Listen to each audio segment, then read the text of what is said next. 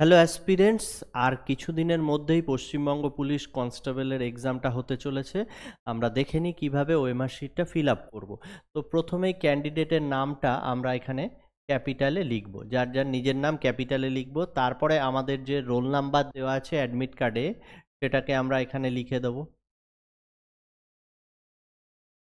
তো তারপরে প্রত্যেকটার নিচে যেখানে যেখানে আছে, 1 এর নিচে 1 লিখব, 2 এর নিচে 2 এনকোড করব, 3 এর নিচে 3 এনকোড করব, 4 এর নিচে 4, 5 এর নিচে 5।